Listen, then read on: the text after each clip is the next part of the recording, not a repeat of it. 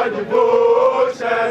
Let us all unite to uphold and make a great and strong. We are all involved. We are all involved. We are all involved in building a motherland.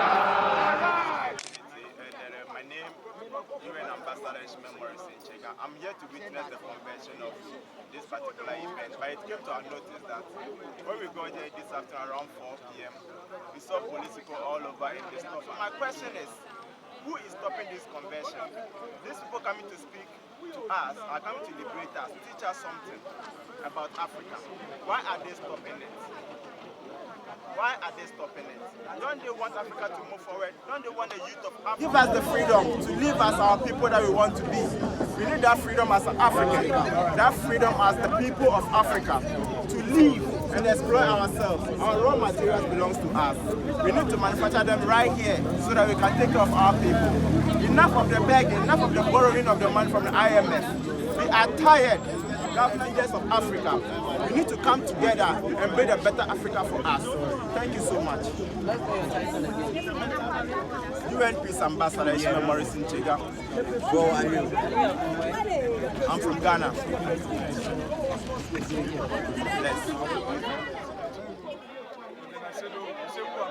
I'm the UN Youth Special Envoy in Arikana. So I think if something like this would go on, I should go.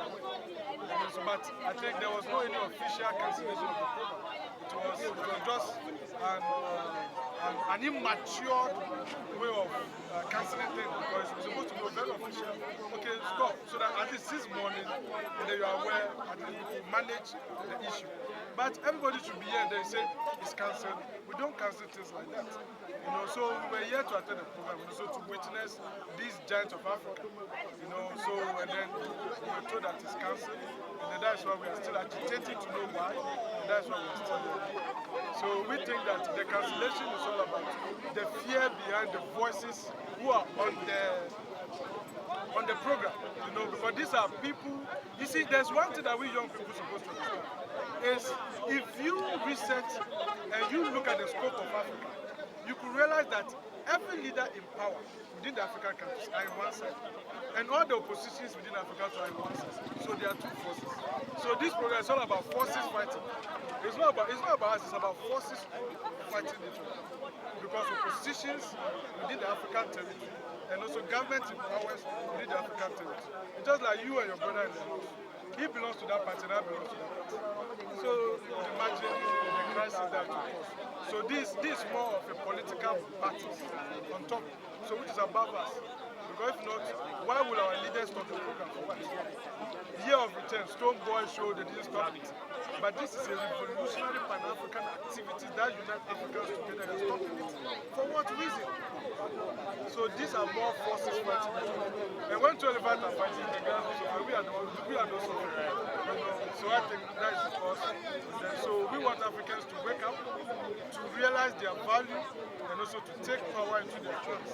Because we always say young people. You see, there's one thing young people for many years they've never realized. Is when we talk of power, power is in the youth. And then if only we have a generation of youth who don't know themselves, they will never understand the power in their hands. So when you give them power, they don't even know what they will use power to do. So we are not power-oriented, it's because we don't know our true self-identity. If we truly know our self-identity, they will know the value of our natural resources. Because sometimes I always ask myself, we rich in gold, diamond, bauxite and all these things, which is a blessing, has now become a curse. So why is it a curse? Why is it a curse? It's because the young generation are not industrialization oriented. That's what the Burkina president is doing. Exactly. That's what the Burkina because why will you tell me I shouldn't go to that forest to go and search for gold, diamond, bauxite, and you are telling me to go to America to look for gold, to look for dollar? It doesn't make sense.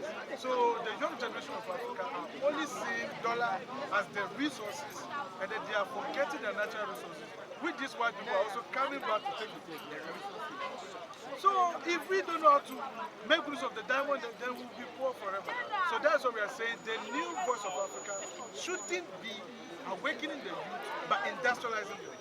Because if I'm industrialized, then I know that no, I have to go to the bush. I know I can pick the gold and transform it into things. We should add value to the resources. And that's what we are saying, that a new Africa will only happen if the youth are inclusive in decisions.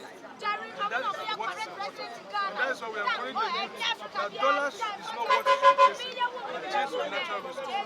Because your natural resources is your power. Look at China. Chinese are training their young generation to take over the world in the next 10 years. But ask yourself, Africans, who are we training? We are training slave queens. Artists. Yes, I get it. So Africa will rise if the youth realize the importance of their natural resources. Because if as we said, if you don't know the value of your father, then you don't know why you were even born. So if you know the value of your father, you know why you were born. And then when you know why you are born, it adds purpose into your life. So the natural resources that we don't care about it. Always they will come, oh, Africa is rich, and we are not seeing the riches. The riches is not even reflecting in our bodies, in our face, and we always want to travel. Look, if I tell you in my office, all the time, thousands of young people let's come to my office. Oh boy, you're prepared to come, They want to travel. No one is telling them the truth that why are you not thinking of your resources? Yes. The reason why you are traveling out, the country you are going to, they are not thinking about that. They are thinking about the resources. So why would you go and rethink about your resources and own them? It's a natural resource, it's ours. We need to own it so that we can industrialize it. And industrialization is all about adding value to what we have. If we add values to it, we want Africa to be greater than Dubai. We want Africa to be greater than America.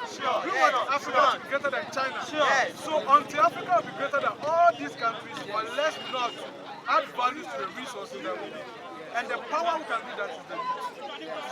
And that is what the leaders are afraid of. Because they are afraid of the liberation of a new mindset of Africans. Because for far too long, they've taken advantage of being the young ones. We don't know our left to right. Because we don't even know the value of gold. You ask, you don't know the value of bauxite. You don't know the value of the timber, the forest. We don't know. But everything that we know is Bitcoin and dollar are taking all over our head. Cryptocurrency. And also, my brother, thank you. See, so now it's all about adding values to the prospect of Africa. And the only way we can achieve that is if the youth are empowered. So empowerment plays a key role here. And that is what this program is about. To empower the generation of Africa, to awaken them to know their true self and to know the queens and then the kingship on their head, that they have power to take over the world.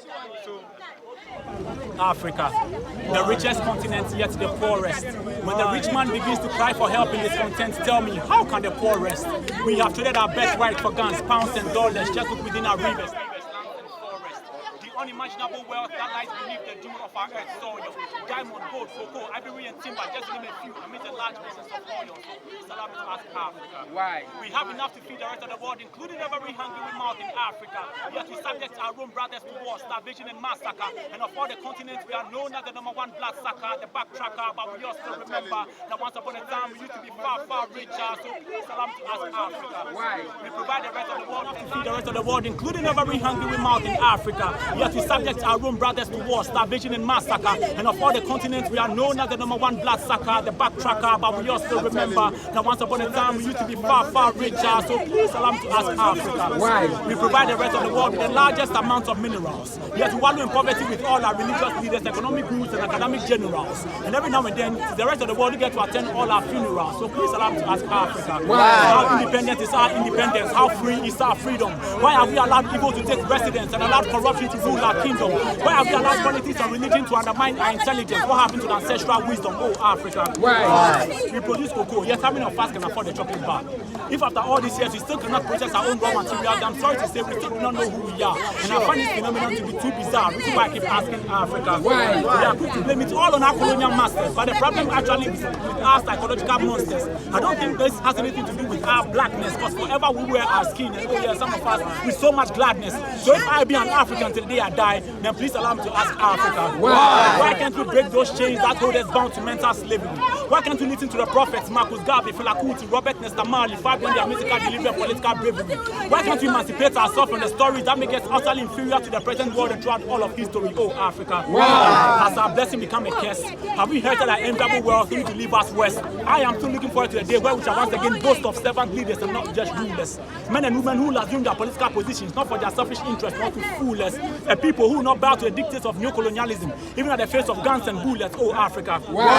We boast of great leaders such as Kwame Nkrumah of Ghana, Gamal Abdel Nasser of Egypt, Nelson Mandela of South Africa, Haile Selassie of Ethiopia, Julius of Tanzania, Muammar Gaddafi of Libya, Ellen Johnson Sirleaf of Liberia, Sam Nujoma of Namibia, Nnamdi Azikiwe of Nigeria, Kenneth Kaunda of Patrice Lumumba of Congo, Thomas Sankara of Burkina Faso, Jomo Kenyatta of Kenya, Modibo Keita of Mali, America Cabral of Cape Verde and Guinea-Bissau, and Samora Machel of Mozambique, and many others we are told as great and unique, but we live by what they preach. Because if it all comes to this, what then is the essence of Kwame Nkrumah's self-governance and advocacy for African unity? Gamal Abdel Nasser's call for Arab unity, Nelson Mandela's fight against the apartheid and its legally discriminating social policy, Haile Selassie's approval of chemical weapons and a call for collective security, Julius Nyerere's political philosophy, oh Gaddafi, and we for Gaddafi, and his advocacy for a common African currency, Ellen Johnson Sirleaf's extraordinary leadership and upright democracy. If it all comes to this, what is the essence of Sam Nuyoma's anti-apartheid and anti-colonial activism? Nnamdi Azikiwe's call for nationalism, Patrice Lumumba's fight against imperialism, Thomas Sankara's commitment to women's rights and upright pan-Africanism. If it all comes to this, what then is the essence of Jomo Kenyatta's fight against colonial rule, Modibo Keita's immense contribution to the OAU, America Cabral and Samora Machel sacrifice just made for me and you? Oh, Africa. Why? Many prophets have been had, many prophets have been lost, but they continue to live on in our hearts. Because today we still fight the fight they once fought. Our freedom at last with their dear like the bought. Please hear me beyond the words that I speak. But it's not the accolades and applause of men that are sick, but that we all wake up to a new Africa. Enough of the sleep. So if you and I be Africans till the day we die, it's only right to join voices in asking Africa. Why? Africa. Why? Nazi Ogi N-A-T-T-Y Ojinyelai. N-A-T-T-Y Ojinyelai. Charlie, thanks for your audience. You're welcome. A very good evening to your cherished listeners. My name is Ishmael Tuoisoe Isahak, the General Secretary of the over 12.5 million Ghanaian students of this country. Today, I am sad. I don't know whether it's a coincidence I am wearing black, but I'm very sad because I have some student leaders from the hinterlands. I tell you, they've come 16 hours away from their regions to listen to the Nkrumahs of different countries. The Nkrumah of Zimbabwe, Kenya, the Nkrumah of Nigeria, the Nkrumah of South Africa, Dr. Arikana, P.L. Lumumba. We get here, the powers from above. The program is cancelled. Where are we going as a nation? What are they taking back home to discuss about Ghana? Why deny us a privilege to listen to the voices of Africa? What is the motive behind the cancellation of the program? We are sad, and I am ashamed, very sad and bitter. I am disappointed. It is sad. Thank you. Welcome. Your lady. I don't have anything to say, but I have something to say. Woe betides the parliament of Ghana, and woe betides the government of this country. If we have people like this to talk to the youth of Ghana, to help Ghana stand on its feet again, and you deny us that, watch out. We'll see about that. Thank you. Thank you. You have something to say, gentlemen? Say something? Yes. Well, I am very disappointed. You know, as a Pan-Africanist, as a student leader, and even as a journalist, I was very so much interested in it to get here and to just hear that the other people this program has been cancelled. We are not angry enough. I don't know what to say. The time is coming. Looking at the international harassment and the fact that we've been prevented from being educated. So much has been happening in this country. So much has been happening in the country. So much has been happening in the black world. At least we have people who have been educating us from time to time. Arikana says something Africa must unite. And I feel that the independence of Ghana would have been a very symbolic ground to kind of call for African unity. This, I know of so many friends and colleagues coming all over from the country, from Nigeria, even from the Caribbean, and here in town. Just imagine the opportunity to unite us as people. An opportunity to champion one cause has been curtailed, but let's hope. I don't think that hope is all lost. We can still mobilize, we can still reorganize ourselves, and then find another way of doing this. If Ghana won't agree, maybe Nigeria, maybe Gambia, another country may be in for this, and we may be able to have a way out. That's all I can say for now. Thank you. Having the freedom of association, which is rightly stated in our constitution, on the Constitution Day, on the day which we have to be celebrating or commemorating over certain things and learning from the Constitution. So it means they are hiding something. But then I ask again, who are those powers? Because who gives them the power? Who denied us? Who denied us? Sure. We have the powers, all of us here. Yeah. We are the power. We network them the power. So if we say yes, they have to say yes. That is it. What is wrong with the program? Are we calling for a clamorous demonstration? Are we calling for a clamorous demonstration and remonstration? No. We only came here under the theme igniting the voices of Africa. We want our voices to be ignited. We want our voices to serve as a clenched fist. So why deny the people from education? Why deny the people from proper and relevant information? Why deny the people's spirit from being reinvigorated? Why deny the people's spirit from being inspired? What is wrong with government? What is wrong with leadership? See, I ask again, Dampari is the IGP and the security personnel who came to communicate to us that certain powers from above says we cannot have access to this place. I want him and all of us, not only me, all the youth, the African youth, the Ghanaian youth here, we want him to come out and release a press to tell us, convince us reasonably why we cannot have access to the program and why we cannot have the program here on a Constitution Day at the Independence Square when Ghana is serving as the beacon of hope for Africa's democracy. Why should all these people from different African countries converge in Ghana? Because from Zimbabwe, from South Africa, from Kenya, from Nigeria, converging in Ghana. There were a lot of people from other countries, neighboring countries who came in just because of this program. Why did they come in? Are they also coming to conspire with us against government? No. Why should government see every effort by the youth as a machinery against them? Is something wrong with them? What are they hiding? What are you hiding in your clothes? So all I have to say, or all we have to say, is that government is insecure about something, and we will find out whatever they are insecure about.